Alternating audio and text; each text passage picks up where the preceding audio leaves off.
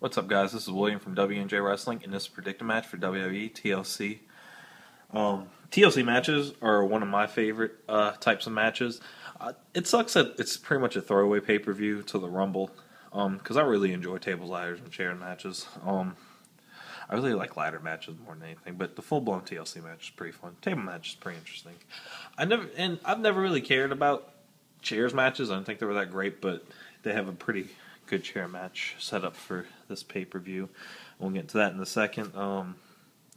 As everyone knows by now, CM Punk can't compete in TLC due to he tore cartilage in his knee, I believe it was. They did surgery. They said he'll be fine, and he'll be more than ready to compete by the time of the Royal Rumble.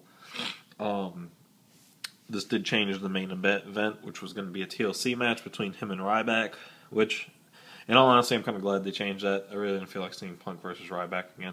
Not that I like Punk, and I like Ryback too, but we all knew what the outcome was going to be. I mean, it was a pointless match. I mean, if they would have done like CM Punk versus Cena in a TLC match, okay, I might have believed that a little more, because like, is it going to be Cena versus The Rock, or is it going to be Punk versus The Rock? You know, why is it going to be Ryback? You see? Yeah, so we'll see. Thank goodness not thank goodness that Punk tore his knee. That's a bad thing, but that the match is not going to happen. So let's go ahead and jump right into it.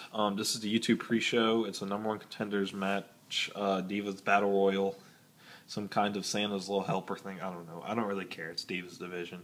My pick, as you can see in the picture, is AJ. If AJ doesn't win, well, I don't really know who else is going to win. I mean, no other Diva. I mean, Tamina's starting to do a little bit more. So I mean, it's the one of the three. It can't be Tamina because Eve is already a heel. So it's either going to be AJ or Caitlyn, because odds are it's not going to be any other divas that don't matter. So my pick is going to be AJ. So we'll see what happens. Next up, this will be an interesting match. I'm just curious. Let me announce the match, I guess. Rey Mysterio and Sin Cara versus Rhodes Scholars and number one contenders table match. I believe they announced it was a tables match, which I hope it is, because that'll be a lot more fun. But I'm curious as to why Rhodes Scholars had to compete in a Fatal 4-Way Elimination match to earn a spot, when Rey Mysterio and Sin Cara were just like, hey, we're waiting for the winner of your match. What kind of bull is that? I mean, they couldn't do another tag team tournament again? That would have been a lot cooler. I mean, instead of having to do this, or, you know, something. I mean, why do Rey Mysterio and Sin Cara get priority over everyone else? I mean, yeah, it's dumb. Anyway, obvious who's going to win this match. It's got to be Rhodes Scholars. I mean, we all know Hell Knows their face tag team, so they're going to put the heel tag team against them. Overall, this should be a pretty interesting match if it's a tables match, which I'm sure they announced it was a tables match. So yeah, it'll definitely be a fun match to watch. My pick, without a doubt, is Rhodes Scholars. R-Truth versus Antonio Cesaro once again for the United States Championship. This should be a pretty good match. The last match they had at Survivor Series was pretty good. Hopefully they can one-up themselves here. Because the match at Survivor Series was alright. I just felt like it could have been a little longer. They could have done a little more. So maybe we'll do so. I'm loving Antonio Cesaro as U.S. champ, guys. He is, in my opinion, he's the best U.S. champ we've had in a while. I know Dolph Ziggler was a good U.S. champ, and Ryder's very short time with the belt could have been really good, but like I said, very short. Same for Swagger. Swagger could have done good things, but for some reason he dropped the belt to Santino, and Santino held the belt for half the freaking year. But yeah, anyway, Cesaro is definitely one of the better champs we've had in a while. He's had the belt for quite some time now, since SummerSlam, I believe, right? Yeah, he went to pre-show, and you know, he has been consistently defending the belts.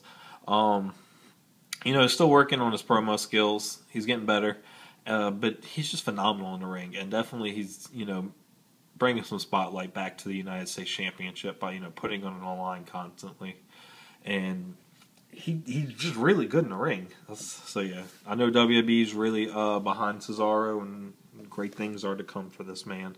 So I see him retaining, unless Cassius Ohno is going to come up from developmental anytime soon. Yeah, he's going to stick right with the U.S. belt. because it's not going to do anything on Truth. This will be a good match. Wade Barrett versus Kofi Kingston for the Intercontinental Championship. I'm excited to see this match as well. Both these guys are great competitors. I know the biggest question, a lot of people, like, people on the internet, hate people on the internet. I'm sorry, guys.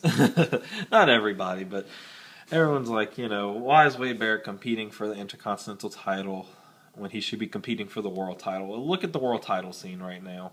It's a little busy for the time being. I mean, you got Big Show and Sheamus finishing up their feud. You got Dolph Ziggler possibly entering that scenario soon. You can't put heel Wade Barrett versus heel Big Show if he retains. I mean, yeah, it would be good if they did Sheamus first, but that's if Sheamus retains. And so, Sheamus, I mean, right now it's good for Wade Barrett and Kofi to be working on the, working on the Intercontinental scene, making this title seem relevant. Wade Barrett, as we all know, is an excellent performer. Same for Kofi Kingston. Both these guys should be future World Heavyweight Champions, in my opinion. But right now, seeing them battle it out for the Intercontinental title, it's sure to be a great match. I'm going to enjoy this match. I know these two are going to definitely perform well. It's tough to say because it'd be so soon to take the belt away from Kofi. He's only defended the belt once. Was it once? Well, against one person, about like twice. Yeah, Miz. So I don't really know if they want to transition the belt onto Barrett right away. They could. I just don't know. I think Wade Barrett's going to win, but I don't know for sure. Kofi could retain. We'll see what happens, but I'm going to pick Barrett as my win for this match, and I definitely would pay attention to this match, guys. It's going to be a great one. Next up is going to be John Cena versus Dolph Ziggler in the Money in the Bank ladder match. Ziggler was forced to put his contract up on the line in a ladder match. Now, here's some possible scenarios I want to throw out for this match. It's the possibility that if this takes place after the World Heavyweight Championship match, these two will, compete for the Money in the Bank contract, and if that be the case, I'm without a doubt sure that Dolph Ziggler will keep his Money in the Bank contract. I just see it as a match to make Ziggler look, as a better performer. Like, hey, he beat Cena in a ladder match. It's a match that Cena can lose without it, looking really bad on him. Because he's Super Cena and kicks out of everything. And, it still makes Ziggler look good for beating Cena. Now, here's another possible scenario, which I thought would be really cool. If this match takes place after after the Big Show Sheamus match, if Ziggler were to cash in on the World Heavyweight Championship before his match, and then they force Cena and Ziggler to have a ladder match for the World Heavyweight title, I thought that, because I know Vince likes to throw those, those balls out there, throw us in left field, whatever it is.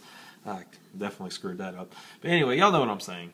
It would be really awesome if they did that. We'd get 2 world title defenses in one night. Ziggler will have cashed in on either Big Show or Sheamus, and then he would have beat Cena to retain the World Heavyweight title in the ladder match. I mean, that's one good way to get Ziggler built up, is to defend it, to win the title and defend it in the same night. So, I think that could be a pretty awesome outcome if that were to happen. We'll see what happens. I'm really hoping that happens. If not, Ziggler's my pick to keep his Money in the Bank contract. Next up is going to be Sheamus versus Big Show in a chairs match for the World Heavyweight Championship. Guys, I hate chairs match, but to be honest, I'm excited to see this match. I think it's going to be a really good match, watching Sheamus and Big Show beat the crap out of each other with chairs. It's going to be a fun match to watch. I'm like last year, I was dreading Mark Henry versus Big Show for the 3rd friggin' time. But these two are actually, I'm so excited to watch them beat each other with chairs. I don't know why. I think I'm a terrible person on the inside. But I think this is going to be a really great match. And with the chairs added, it's just going to be an it's really an unpredictable finish, because do they want to get the belt back to Sheamus? Want to keep it on show? I don't know. Personally, I would pick Big Show to retain. Now, and a possible outcome with Ziggler and Cena's match, if it happens prior to this match, Ziggler retains and could cash in the same night.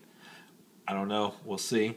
Because I don't know the order of the matches. It could happen, however.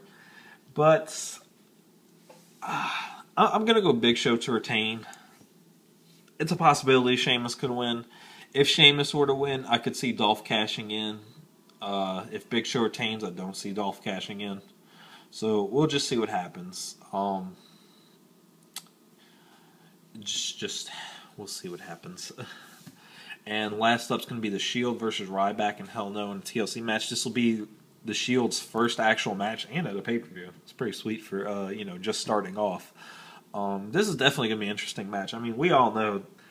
I mean, if you don't know how great of a performer that Ambrose and Rollins are, I mean, you just need to go on YouTube and find their matches. I've heard a lot of good things about Reigns. I've never really watched any of his matches before, though. But I always heard that, the crowd was always loving him. He was, a great performer.